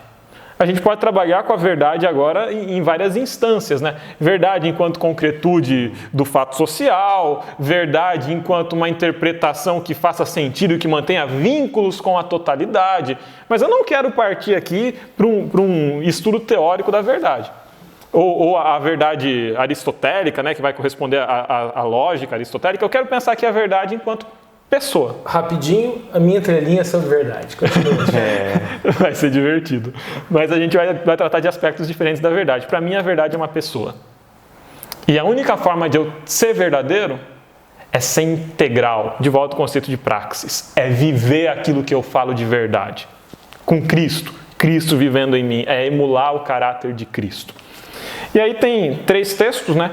1 Pedro 3,15, que é o verso para memorizar. 2 Timóteo 4,2, que é um texto que a gente já falou em entrelinhas passadas, que é aquele texto que fala que a gente deve pregar quando é oportuno e quando não é oportuno. Isso. E eu trabalhei esse conceito de oportuno e inoportuno na lição retrasada, eu acho.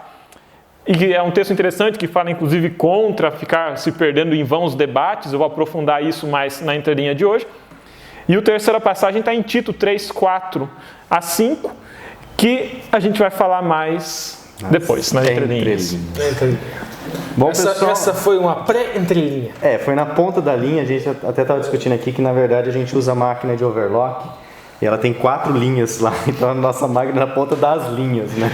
Eu acho que a gente tem que rever esse quadro, porque eu estou começando a me alongar demais nele. Então, minha ponta da linha está virando linha inteira. Então, bora lá, vamos para a entrelinha lá. Na verdade, nós estamos produzindo conteúdo, então quem decide se a gente tem que estreitar... É você!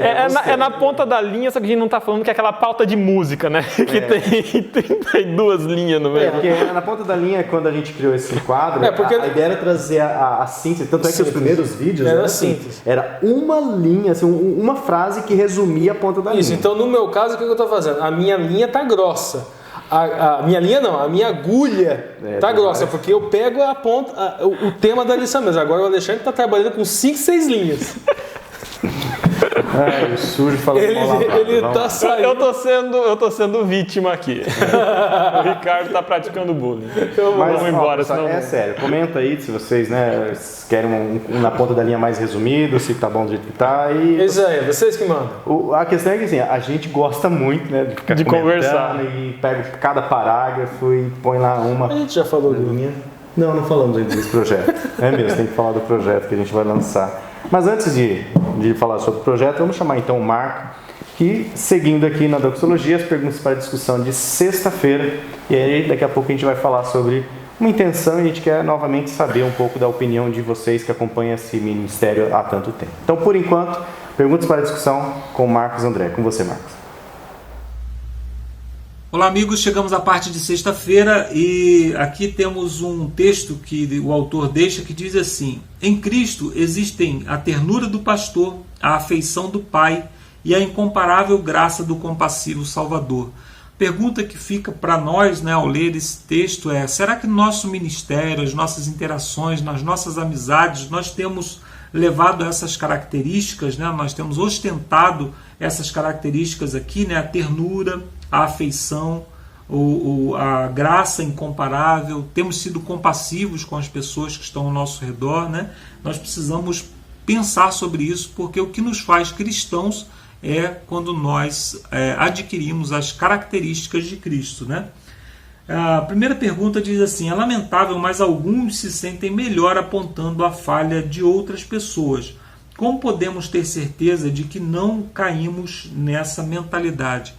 Nós precisamos tomar muito cuidado, né? Existe uma linha muito tênue entre falar a verdade e apontar o erro dos outros, né?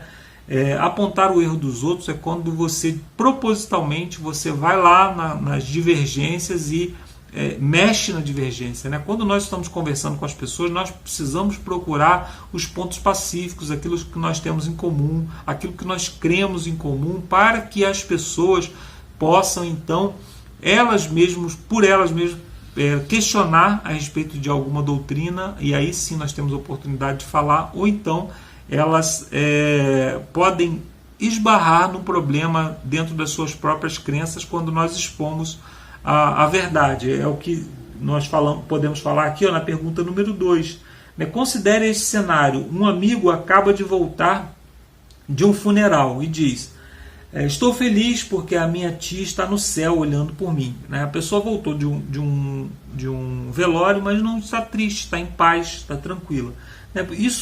Será que isso, porque esse pode não ser o melhor momento para falar ou para dar um estudo bíblico sobre o assunto da imortalidade ou da mortalidade da alma, nós podemos falar a verdade sem entrar no embate, Nós podemos falar que almejamos um dia, quando Jesus Cristo voltar, estarmos todos juntos, e aí, quem sabe, vamos encontrar também com a tia dele, na presença do Senhor. Isso poderia despertar nele o pensamento de, poxa, se a Bíblia fala de ressurreição, se a Bíblia fala de que um dia, quando Jesus voltar, nós estaremos todos juntos, como é que fica essa questão da minha tia? Isso pode despertar na pessoa, mas não é o momento para você falar: não, cara, ela não está no céu nada, não, ela está morta mesmo e acabou. Não é um momento grosseiro como esse, A pergunta número 3, ela está um pouco linkada com a pergunta número 1 também, que fala sobre os erros dos outros, que diz assim: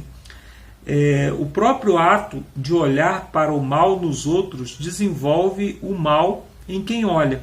Detendo-nos sobre as falhas do próximo, somos transformados na sua imagem, Mas quando nós contemplamos o nosso Salvador, nós somos transformados à imagem do Salvador. Esse é um princípio, 1 Coríntios, capítulo 3, verso 18, não lembro se é 1 ou 2 Coríntios, capítulo 3, é o último verso, diz que nós somos transformados de glória em glória à medida do que nós contemplamos, com o rosto desvendado, olhando, para o nosso Salvador, nós somos transformados na sua glória. E isso é verdade também quando nós olhamos para outras coisas desse mundo.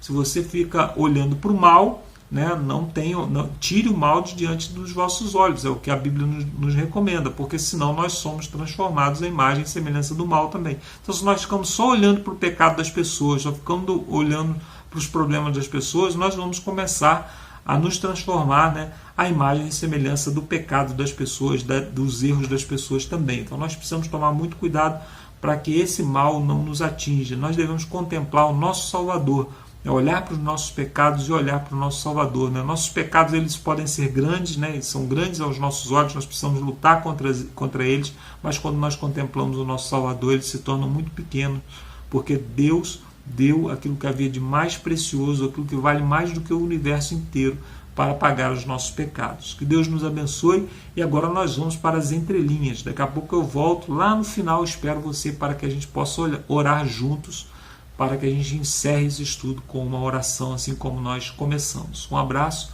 e até o final. Valeu, Marcos. Obrigado aí pelas perguntas para a discussão de sexta-feira. Antes de nós entrarmos nas entrelinhas, gostaríamos de compartilhar aqui uma intenção, e nos bastidores vamos perguntar para o pessoal, ver o que o pessoal acha, ver qual que é o grau de intencionalidade que o pessoal aceita isso.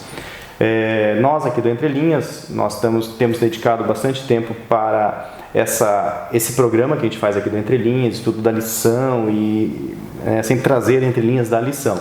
Algumas pessoas têm nos procurado no particular, e pedido: por que vocês não fazem o Palavras da Torá novamente, volta para o vídeo, comentários sobre o ano bíblico com esse viés que vocês apresentam. E o pessoal, agora vocês têm o nosso WhatsApp, então o pessoal nos pede para fazer algumas coisas. Nós não temos condições técnicas de fazer questões temporais, até porque isso envolve algum material, produção de material, equipamentos, edição. Então, e tem a questão também até do impulsionamento desse material, da entrelinhas, que às vezes a gente, né, tira do bolso para impulsionar isso, para que mais pessoas consigam acessar. E aí nós tínhamos pensado que muito, né, todo mundo está utilizando as plataformas de apadrinhamento, ou seja, as pessoas que gostam, né, de algum canal, de alguma ideia, de algum grupo, geralmente apadrinham esse grupo para que esse grupo possa desenvolver outros materiais, ter mais tempo, ter mais recursos, né, para investir. E aí, né, discutindo aqui, o Ricardo trouxe a ideia, e aí nós falamos, bom, vamos ver o que o pessoal, né, se você acha que isso, né, você está disposto a apadrinhar o pessoal do canal Entre Linhas. E a gente tem um quarto elemento. Tem o... Que o pessoal não sabe nunca... O quinto daí, né? Porque tem o quarto elemento, verdade, né? Que é o Marcos André, a gente nem falou com ele. Tem um quinto elemento que isso apareceu uma vez só, né? Que ele... Não, já apareceu algumas lives, ele aparece aqui, que é o Manuel, que prepara a parte aqui de logomarca e a parte técnica, sempre está nos ajudando. Então, assim, é uma forma da gente pegar alguns recursos, né? Agariar alguns recursos, investir no canal Entre Linhas e conseguir produzir mais conteúdo. Talvez esses outros conteúdos, né, não pudessem ser publicados aqui no canal Entre Linhas, até porque só receberia esse conteúdo quem fosse membro, quem fizesse parte do clube de padrinhos do canal. Esse continuava igual. E até porque nós temos uma estatística nesse canal e esses conteúdos, né, vão ter outro ciclo de vida dentro da plataforma. Para o pessoal entender, se a gente fizer um vídeo e esse vídeo tiver fora da lição, por exemplo, e ele tiver 60 visualizações, cai o score do canal e o YouTube para de divulgar a gente e a gente não vai mais ser visto por ninguém. Então são linhas diferentes, o canal tem que ter um tema e tem que ser fiel a esse tema para respeitar o algoritmo aí do YouTube. E, na verdade, para saber utilizar bem essa plataforma e os recursos gratuitos que ela oferece, fora os recursos pagos que a gente tem. Então, se vocês que chegaram até essa altura do vídeo, a gente sabe que quem chega aqui nesse vídeo geralmente é 50% das views, 40% só das pessoas chegam nessa área. A gente tem o gráfico lá de todas as pessoas que vão assistindo, então tem gente que só assiste 10 minutos. É o pessoal que gosta de conteúdo. Então, se você acha que é interessante, né, assim, que você estaria disponível a se tornar padrinho do canal, né, aí comenta ou coloca nos grupos que a gente tem acompanhado, ou coloca aqui embaixo ou manda no particular. E tem que falar que esse apadrinhamento é tipo $5, R$5, R$10. Que o dólar tá alto. R$5. $5 dá um salário mínimo! Então, pessoal, coloque aí, né, nos contacte, nos mande aí nos comentários, no WhatsApp, em algum lugar, o que vocês acham, né, se isso vai enriquecer o canal, se as pessoas realmente estão dispostas a participar dessa forma também do canal Entre Linhas. Tá? Lembrando que o canal Entre Linhas sempre vai ser esse canal livre, isso aqui é outro ministério que a gente tenta manter aqui, é só para tentar realmente produzir mais conteúdo para quem deseja mesmo consumir esse conteúdo. Ok, pessoal? Avancemos então, né? Agora sim, nós vamos ter aqui as entrelinhas, que tem como título o Evangelho refletido e refratado, a batalha de sentidos ou de significados. Beleza, pessoal? Então agora é com você, Ricardo. Bom, gente, vamos lá. Então, o que acontece? A gente, na ponta da linha, a gente viu a apropriação de fariseus, saduceus, de um texto do Velho Testamento, notadamente o texto que falava dos samaritanos, e enquadrado naquele fato histórico da reconstrução do templo, onde foi negado a eles o direito de reconstruir o templo. E ali nós encontramos o conflito de significados. Fariseus, saduceus, eles, e tal possivelmente até zelotes, eles detinham o discurso dominante na época. E esse discurso dominante na época, ele criou uma ideologia dominante, que colocava os samaritanos como sendo um povo de segunda classe. O Velho Testamento, como eu já disse anteriormente, o Evangelho está lá no Velho Testamento. A palavra hebraica era besorá. Então houve o quê? Uma apropriação de um texto do Velho Testamento, da mensagem, a boa nova, a besorá, que seria o Evangelho, e modificado o significado de tal forma de que a boa nova, de que a besorá, que é o Evangelho, seria exclusiva daquele povo. que ela não se estenderia a gentios, que ela não se estenderia aos seus primos, vamos dizer assim, seus parentes, os samaritanos, que ela não se estenderia a pecadores, que não praticassem aqueles rituais de purificação, que ela era exclusiva deles. Tá, Bessorá, gente, vamos desenvolver aqui o Evangelho, porque nos tempos de hoje pode estar havendo uma apropriação do Evangelho, porque uma coisa é o Evangelho refletido. O Evangelho refletido é aquele que vem de Deus, que vem do Espírito, aquele verdadeiro Evangelho encontrado no Velho Testamento, é aquele Evangelho reforçado por Jesus, por Yeshua. Sem distorções, né? Agora, a questão é a seguinte: quando o discurso é solto na sociedade, ele refrata, ele se expande, mas não significa propriamente que ele se expande para o mal ou para o bem. Ele pode se expandir. Um exemplo de uma refração que é normal, é do próprio discurso. Cristo fala que o maior de todos os mandamentos é amor a Deus e amor ao próximo, que eu vou falar mais para frente sobre isso. Isto é um enunciado principiológico e existe uma ampliação disso em infinitos casos práticos e existe uma refração disso, ou seja, uma ampliação de significado em infinitos casos. Só que nós devemos orar para o Espírito Santo para quando nós formos ampliar esse significado, aplicando ao caso X, ao caso Y, aplicando, por exemplo, o princípio amor a Deus e amor ao próximo, na situação de uma menina que foi abusada, na situação de um discurso mentiroso ou de um discurso que aparenta um fruto pecaminoso que não é igual ao fruto bíblico, nós não distorcermos isso de uma tal forma que o Espírito Santo não esteja nos utilizando como instrumento. Um exemplo: em determinado momento histórico, a igreja se apropria do discurso do Evangelho para criar guerras, para matar pessoas, dizendo que aquilo era uma guerra santa em nome de Jesus, em nome do Evangelho. Há o que aí? Há uma refração, mas deformando de tal forma o Evangelho que não é o Espírito Santo atuando. Nós conhecemos pelas obras.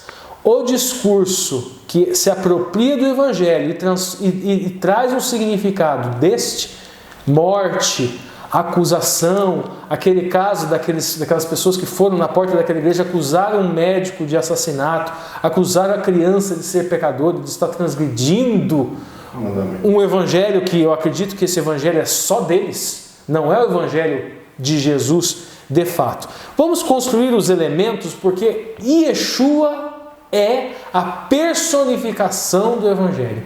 Yeshua, ou seja, Jesus, é a própria verdade. Vamos buscar então aqui elementos para construir esse evangelho. Verdade em hebraico, gente, é emet. Emet no sentido de verdade e de sinceridade. Primeira coisa, o falante que está se apropriando do texto do Evangelho, ele precisa estar com um ânimo de um falar sincero.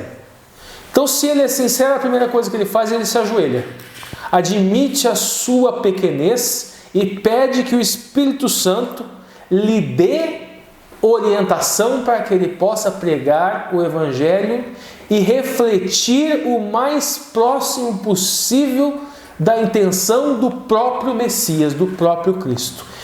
E que lhe dê sabedoria para quando refratar, aplicar nos casos concretos, nos casos práticos, os princípios do Evangelho, que ele o faça sem deformar o caráter do próprio Cristo. Emet é verdade no sentido de sinceridade, se escreve com um Aleph, um Men e um Tav.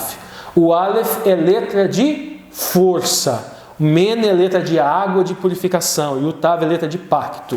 Então, verdade no sentido Emet é a força do pacto de purificação. Então, Cristo, aquela pessoa, ele é a própria força do pacto de purificação. A purificação não está nos banhos rituais. O poder do pacto não estava no banho ritual, não estava em você se mergulhar na água ali no tanque batismal. E também não estava naquele cordeirinho. Estava no próprio Cristo. Nesse sentido, ele é a verdade enquanto emet. Agora tem uma outra palavra hebraica para verdade, que é emuná. Emuná significa fé, crença, firmeza, fidelidade, segurança, função, cargo, honestidade ou verdade. É a verdade no sentido de convicção. Só que essa verdade é a minha verdade? Então, quando eu for pregar o Evangelho, eu vou pregar o Evangelho buscando justificar as minhas verdades? Não, eu vou buscar as verdades em Cristo. Nós temos os 4 evangelhos com várias histórias, onde nós podemos buscar em situações concretas o método para nós aplicarmos isso na nossa vida. Emuná se escreve com um Aleph, um Men, um Nun e um Rei. Aleph igual a Emet, força, a cabeça do boi. Men, água, a purificação. Nun é a semente. O Evangelho, figurativamente, é o que, gente? Semente. Num campo, pode ser jogado num campo próspero para o plantio e num que não seja próspero. E a quarta e última letra é Rei, contemplação. Então, emuná, gente, dentro da pictografia é a força da água sob a semente que gera contemplação. Então, o que é a água? Qual é o efeito que a água causa na semente, gente? Ela germina. E este germinar da semente pode ser contemplado. Vocês notaram que emuná aqui, ele é cargo ou função? Então, quem tem essa verdade, que é o próprio Yeshua, quem tem essa convicção em sua mente, ele germina, ele brota.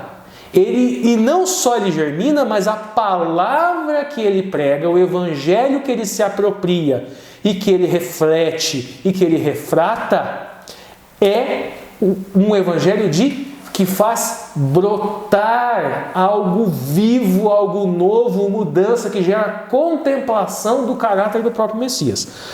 Koshet é a terceira palavra que eu trouxe para a verdade. É a verdade no sentido de retidão. Então, verdade no sentido de retidão. Vamos buscar na pictografia. Kof é o sol no horizonte, na pictografia. Shin é o dente destruidor.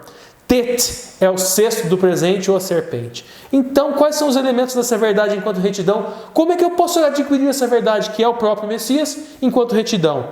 Se eu levar o presente para ser comido no pôr do sol. Onde nós encontramos isso no Vaikra, gente?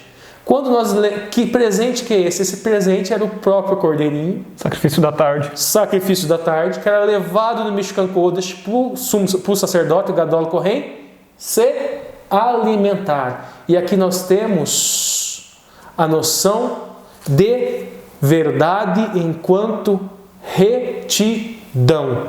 Quem expia os seus pecados naquele que é verdade, próprio Cristo. Agora, a última coisa, gente. A parábola do filho pródigo, a parábola do próximo, eu vou desenvolver um trabalho assim, de análise dialógica aqui, gente. O que nós temos? Qual seria a palavra concreta da aplicação da parábola do próximo, do bom samaritano? A palavra concreta que nós nos apropriamos aqui é Hesed, que significa misericórdia. Esta palavra na pictografia, ela tem um het, que é uma cerca. Então, o primeiro elemento de misericórdia é proteção. o Samer, que é um cajado do apoio. Então, a segunda palavra de misericórdia é apoio. E o Dalet, que é o homem pobre. Então, o que é Hesed? É proteger, é apoiar o homem pobre. O homem pobre. A enunciação, gente, nós temos aqui o quê? O pressuposto de que aquele escriba, aquele doutor da lei, ele sabia que o Yoshua detinha a resposta para a sua pergunta. E a reação do Mashiach foi justamente desenvolver uma parábola. Esta parábola, gente, ela tem uma ideologia do cotidiano embutida aqui, que nós encontramos aonde essa ideologia do cotidiano? Nós vemos levitas e sacerdotes que encontraram aquele homem ferido por ladrões no meio do caminho, mas o posicionamento deles é que o caminho para a salvação era a purificação em banhos rituais, em ritos de sacrifício de animais, e por isso eles não ajudaram aquele homem. Eles fizeram uma tomada de decisão.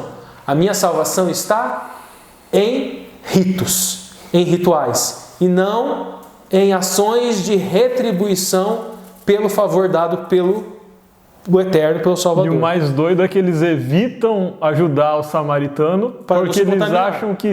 Não, o samaritano não, né? O homem ferido. O homem ferido. Porque eles acham que ajudá-lo vai implicar na perda da salvação, porque eles vão se contaminar. Sim. E mal sabiam eles que a salvação estava ali. É tão perverso isso, porque desvirtua o evangelho de um jeito que a gente deixa de fazer o certo pensando que o certo é errado. Que o certo é errado. Igual o desenho lá, mais ou menos o desenho lá atrás.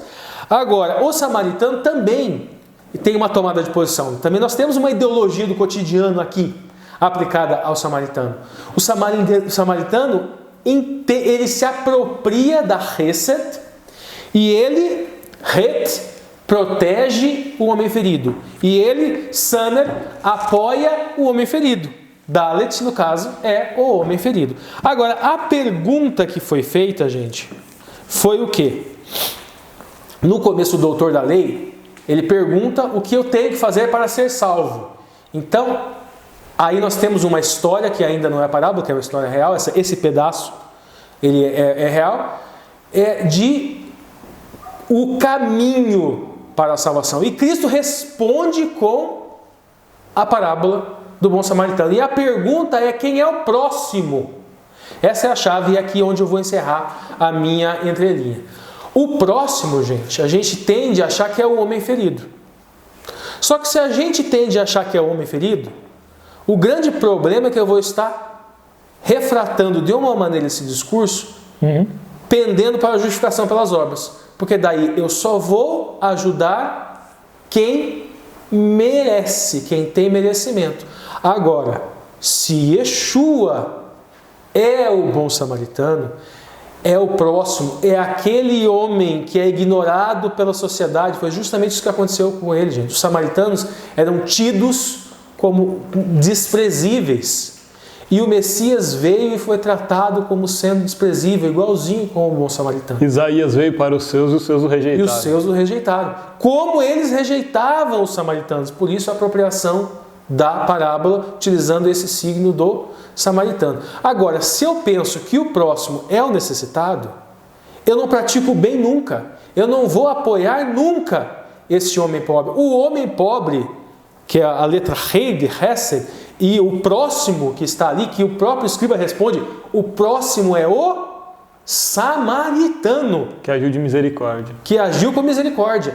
Então eu me pauto na minha boa ação de ato de misericórdia no ato que o próximo, que Jesus fez, salvando a humanidade. Então ele me salvou. Eu sou aquele homem ferido. Eu sou aquele homem ferido no caminho. E o samaritano é Jesus. Então, se Jesus me salvou no meio do caminho, agora, por amor ao próximo, por amor àquele que me salvou, ferido, espancado no meio do caminho, eu vou ter misericórdia, eu vou apoiar, eu vou proteger o necessitado. Cristo estava falando para o mestre da lei que a salvação dele era pela graça e pelos méritos de Cristo. Exatamente. Porque Cristo é o próximo. Bom, pessoal, segue ainda agora a segunda entrelinha, que tem como título aqui, Não Esqueça de Onde Você Veio, que é uma análise do contexto aqui de Tito, capítulo 3. Então é com o Alexandre. Legal. A lição de quinta-feira vai falar do texto de Tito, capítulo 3, versículo 4 e 5, que diz assim: Quando, porém, se manifestou a benignidade de Deus, nosso Salvador, e o seu amor para com todos, não por obra de justiça praticadas por nós, mas segundo sua misericórdia, ele nos salvou mediante o lavar regenerador e renovador do Espírito Santo. Ou seja, aqui está falando que nós somos salvos pela graça de Cristo. Qual que é o convite que eu faço para vocês agora? Que a gente pegue e leia o capítulo e entenda o capítulo. A gente começa o capítulo 3 dizendo assim: Lembra-lhes que se sujeitem aos que governam, as autoridades sejam obedientes e sejam prontos para toda boa obra. Aqui são recomendações à igreja, onde Tito estava, e Tito estava na ilha de Creta. Se você vai lá no comecinho, você vai ver. No capítulo 1, no versículo 1. No capítulo 1, versículo 4, por ali vai estar falando isso. Obediência às autoridades. Lembrando aqui, pessoal, por que era tão importante essa obediência às autoridades aqui? Existiam muitos judeus que eram revolucionários dentro de Roma e que propunham e defendiam a revolta contra Roma. E isso trazia perseguição sobre judeus e cristãos. Então era fundamental para eles ter uma visão e uma posição de respeito às autoridades, até para poder continuar existindo enquanto fé. Versículo 2. Não difamem a ninguém, nem sejam altercadores, mas cordatos, dando provas de toda a cortesia para com todos os homens. Ou seja, sejam legais uns com os outros. Pois nós também outrora éramos nécios, desobedientes, desgarrados, escravos de toda sorte de paixões e prazeres, vivendo em malícia e inveja, odiosos e odiando-nos uns aos outros. Ou seja, o fundamento para eu tratar bem o meu próximo é olhar para o meu próprio passado e me lembrar de onde eu vim e ver que eu sou errado, que eu fiz muita coisa errada e que isso deve mover-me para ter um pouquinho mais de tolerância com os pecados, com os erros e com as falhas dos outros. Depois de eu ver toda essa malícia, essa desgraceira do meu passado, aí eu chego no versículo 4 da lição. Quando, porém, se manifestou a benignidade de Deus, nosso Salvador, e o seu amor para com todos, não por obras de justiça praticadas por nós, mas segundo a sua misericórdia, ele nos salvou, mediante o lavar regenerador e renovador do Espírito Santo. Ou seja, Cristo me perdoou, sendo eu ainda pecador, e o lavar do Espírito Santo me purificou de toda aquela imundície. Como é que agora eu vou agir com maledicência, falando mal e acusando o meu irmão, quando esse meu irmão pode ser lavado pelo Espírito Santo e pelo sacrifício de Cristo do mesmo jeito que eu fui? Versículo 6. Ele derramou sobre nós ricamente por meio de Jesus Cristo, nosso Salvador, a fim de que, justificados por graça, nos tornemos seus herdeiros, segundo a esperança da vida eterna. Fiel a esta palavra, e quero que no tocante às coisas faças afirmação confiadamente, para que os que têm crido em Deus sejam solícitos nas práticas de boas obras. Essas coisas são excelentes e proveitosas aos homens. Ou seja, seja bom, faça boas obras ao próximo. Melhor do que ficar acusando o pecado de irmão é viver genuinamente a integralidade do amor de Deus. Lembra que eu falei que verdade e amor não são equilíbrios entre lados opostos. É uma integralidade, é uma coisa só. O versículo 9 é ótimo porque vai dialogar com aquele texto que a gente leu de 2 Timóteo 3, 2 Timóteo 4. Olha só que interessante. Evita discussões insensatas, genealogias, contendas e debates sobre a lei, porque não têm utilidade e são fúteis. Evita o homem faccioso, depois de admoestá-lo primeira e segunda vez. Pois sabes que tal pessoa está pervertida e vive pecando por si mesma, está condenada. Então, o que está falando aqui? O que seria esse homem faccioso? Será que eu peguei uma pessoa que é pecadora, admoestei ela uma vez, admoestei ela 2 vezes, olha Lúcio, você está pecando. Primeira vez. Olha, Lúcio, você está pecando. Segunda vez. Depois, está condenado mesmo? Desisto. Não faz sentido porque no começo do capítulo ele está falando assim, não fiquem se acusando uns aos outros, não fiquem apontando pecado uns dos outros. Então, sobre o que seria isso? A resposta para entender quem que é essa pessoa facciosa, que não adianta ficar demonstrando, porque tal pessoa está pervertida e vive pecando, contra si mesma está condenada? Simples. Voltamos para o capítulo 1, versículo 10. Diz assim: porque existem muitos insubordinados, faladores frívolos, enganadores, especialmente os da circuncisão.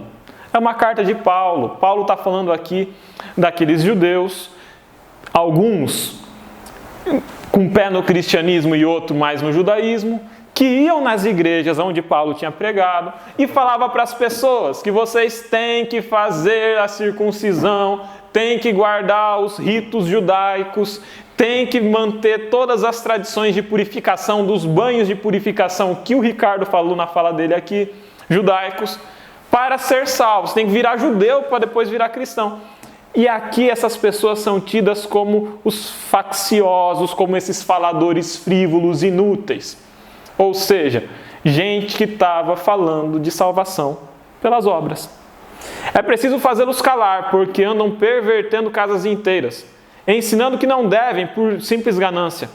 Foi mesmo dentre eles um seu profeta que disse: cretenses, sempre mentirosos, feras terríveis, ventres preguiçosos.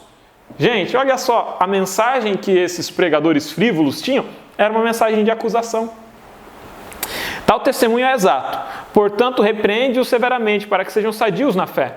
E não se ocupem com fábulas judaicas, nem com mandamentos de homens desviados da verdade.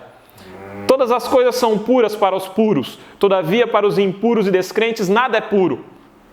Porque tanto a mente como a consciência deles estão corrompidas. Ou seja, se você quer procurar impureza, meu amigo, se você é aficionado por pureza e quer procurar impureza, você vai achar impureza em qualquer coisa. Você começa falando assim: ah, mas não pode assistir isso. Tudo bem, irmão, eu já não assisto. Ah, mas também não pode assistir aquilo. Ah, irmão, eu também não assisto. Ah, mas não pode ouvir essa música também. Tá, irmão, eu também não ouço mais essa música. Tá. Se você... sempre vão achar alguma coisa para você não fazer mais, meu irmão. E aqui está falando que para o impuro, para aquele que procura impureza, ele vai achar impureza sempre. Para os impuros e descrentes, nada é puro. Porque tanto a mente como a consciência deles estão corrompidas. Eles veem impureza em tudo.